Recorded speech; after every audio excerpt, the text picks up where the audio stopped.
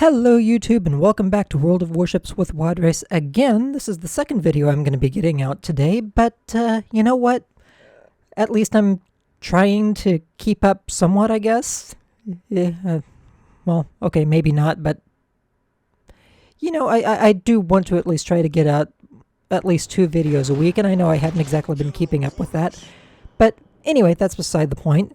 Today's video is coming to you from the Tier 9 U.S. destroyer, the Benham, which, as many of you know, was the reward ship that you got for completing the Rogue Wave event, specifically if you happened to get the, dare I say, large amount of fuel tokens, plus having to go so far as to actually buy some crates, because those of you who actually did the math realized very quickly that you could not actually get enough fuel tokens through completing any of the daily missions, or really just about anything, to actually get this ship outright.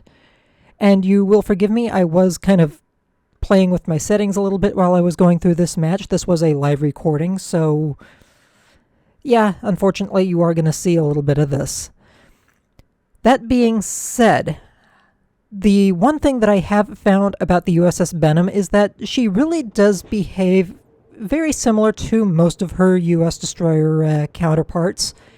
In fact, she really doesn't behave any different from them at all, aside from one nice little advantage that she has.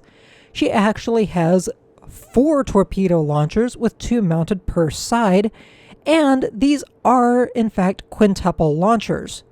So she has, or sorry, not quintuple, they're still quad launchers. But that being said, that is 16 torpedoes that this ship can have in the water at any one time,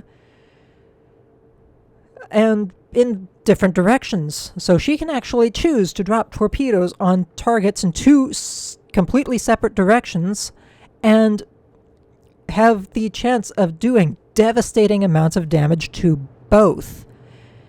And let me tell you, that makes this ship a very unique powerhouse, because up until this ship came out, the only thing that really had any amount of firepower equaling this was the Shimakaze, with its 3 quintuple launchers that were capable of shooting to both sides.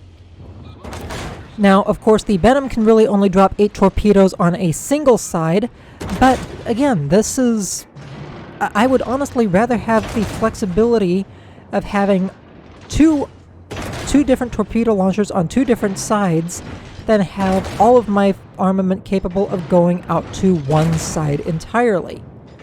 Now, that being said, it can also be rather limiting, but I'm probably going to go out on a limb and say that who's going to care so much about not having the ability to launch 4 torpedo launchers on one side of their ship.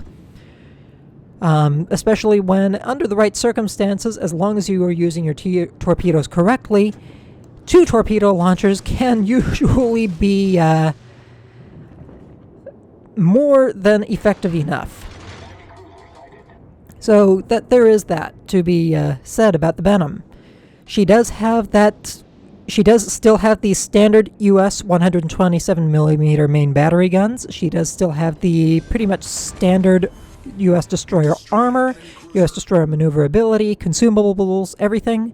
So the only real thing going for her is, again, just the fact that she has a substantially greater torpedo array than US destroyers are generally given. And that makes her just so much more powerful than her counterparts in the US destroyer line. And it does make me wonder if maybe Wargaming is considering moving in the direction of producing a line of Torpedoboat US destroyers, with the Benham as kind of the test in that direction to see how something like that would work. Because as it is right now, the US destroyers, I'm not going to deny that they're somewhat all-rounders, but they're definitely, in some cases, better as gunboat destroyers with decent torpedo damage that can supplement their output. On the other hand, their torpedoes, depending on the circumstances, really aren't exactly the greatest. So there's definitely something to be said for the possibility of actually seeing a torpedo boat line destroyer or torpedo boat destroyer line potentially in the future for World of Warships for the U.S. Navy destroyer lines. Overall, it definitely has some interesting potential as far as just where the gameplay can go from here. Overall, though, she is still a somewhat decent all-rounder, the USS Benham, that is. And, I mean, she doesn't exactly have the array of guns like, say, the Fletcher or the Gearing, but she does still have the 4 main battery guns, which are more than capable of dealing with your Japanese destroyers at the very least. And her torpedoes are definitely very strong and usable. So this is a ship that is definitely going to see a lot of popularity, and I'm willing to bet that considering what some people had to do in order to get access to this thing, up to and including myself, that the term pay to win for any player who does happen to have this ship or did get a hold of this ship is probably going to be an adequate term. Just because, again, this destroyer is very lethal in the right hands. And ultimately speaking, she really does not perform too much different from her US counterparts, aside from that dramatically different torpedo array. Anyway, that is basically how the Benham breaks down. And that's why I'm not doing a one of my normal review vids for her either, just because she's basically standard US destroyer with a little interesting quirk, and that's about it. Getting into the end match results here, I mean, I'm not seeing any numbers that I would not expect to see from any of my other US destroyers. 62,000 damage, 80 main battery hits, 5 torpedo hits, 3 kills, 258 credits, so maybe that's one thing. Maybe she's got slightly better economy. I don't know. 569 base EXP earned for everything that I put into the match. And again, I'm just wondering if maybe that's the other thing that she has going for her, is just because, well, that would be a big thing anyway, is that just because she is a premium ship, her economy is slightly different. Though I doubt her economy is quite as skewed as, say, the USS Missouri, but, I mean, even just that kind of income, and I wasn't even really rocking any major bonuses for this match either. So that was kind of my base level income for this match. So it's going to be interesting to see whether or not this was a intentional part of her economy or a fluke that Wargaming's just going to end up having to stick with or whatever. But it's definitely interesting.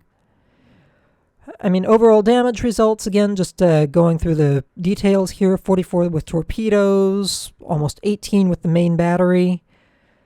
I mean, those are good, solid numbers that I would not expect, or that I would expect to see with just about any other U.S. destroyer at this point. Potential damage tanked is a little on the low side, but I was doing I was making a very strong point of making sure that I wasn't detected. So that number's probably a little bit lower than it could have been. Overall net results, 113,000 credits earned net for the match, so that was the actual take-home. And Commander came away with 2,574 EXP. And again, these are numbers that I would be perfectly comfortable seeing in any of my other U.S. destroyers, any of my Techline U.S. destroyers, from the damage output to everything else. The only thing I can figure that's really different here is just the Tier 9 premium economy, as just something to set her aside just a little bit, other than her slightly different torpedo array. Anyway, that was one of my matches in the USS Benham, and again, I think that really does enough to size up what this ship is capable of and what she's about, because there's really nothing that stands out about her otherwise. On that note, I suppose I shall go ahead and let you all go. Take care. Please do not forget to hit that like and subscribe button if you have enjoyed what you've seen, and I hope to catch you all again next time. I hope you all take care. Happy hunting, folks.